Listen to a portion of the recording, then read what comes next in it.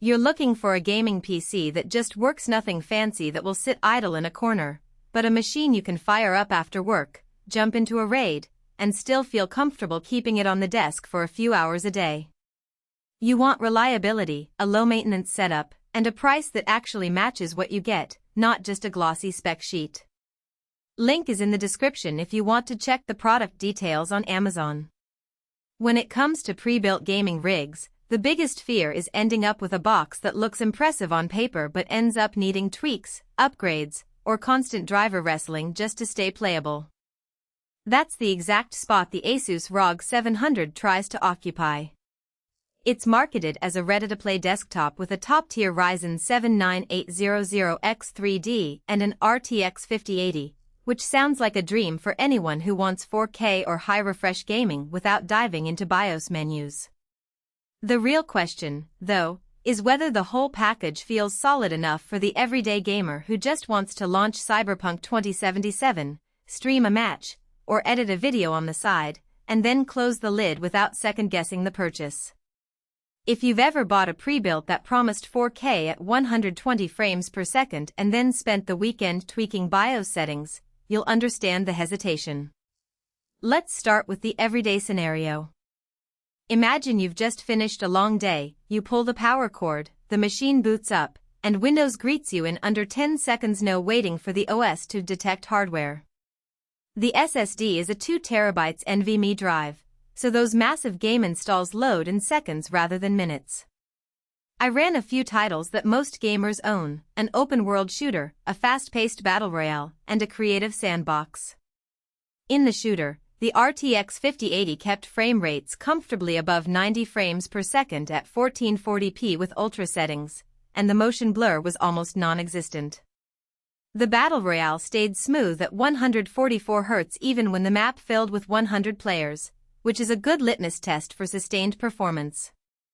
The sandbox game, which is more about CPU-heavy world generation, hit the sweet spot around 70 frames per second, thanks to the Octa-core 9800X3D's ability to handle parallel tasks without throttling.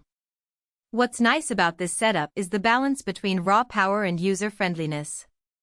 The machine ships with 32 GB of DDR5 RAM already populated, meaning you won't be hitting a memory ceiling in any current title, and you're ready for multitasking, streaming, chatting, and gaming all at once. The 2 TB SSD provides enough room for a growing library without constantly juggling external drives. For content creators, the GPU's ray tracing cores shave minutes off rendering times in Premiere Pro, and the CPU's large L3 cache helps with encoding. So, if you're the type who wants one box to handle both high-end gaming and occasional video work, the G700 feels like a genuine all-in-one. Now, let's talk about the practical trade-offs that often get hidden behind the hype. First, the chassis.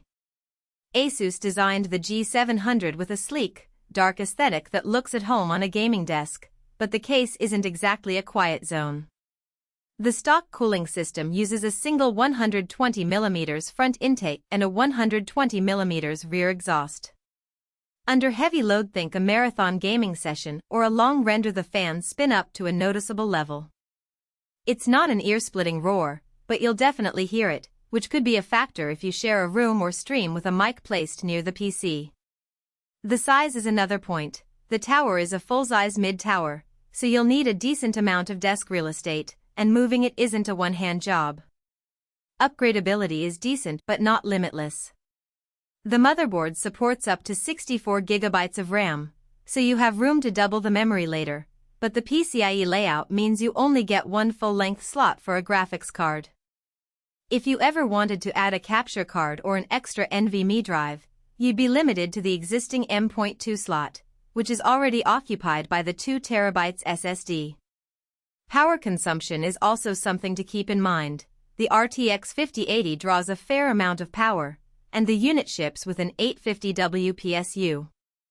That's enough for the stock components, but if you plan to overclock the CPU or add a second GPU in the future, you'll be hitting the PSU ceiling quickly. Who should walk away? If you're a budget-conscious gamer who's comfortable building a system themselves, you'll likely find better value piecing together a similar spec for less money. The G700's price premium is largely for the convenience of a pre-assembled, warranty-covered box, and for people who don't want to troubleshoot BIOS updates or worry about component compatibility. Also, if you need a silent workstation, say, you're a streamer with a mic that picks up ambient noise, or you share a small apartment, the stock cooling might be a deal-breaker. Finally, if you're looking for a machine that you can heavily modify down the line, adding a second GPU, swapping in a custom water cooling loop, or expanding storage beyond the single M.2 slot, the G700's design will feel restrictive.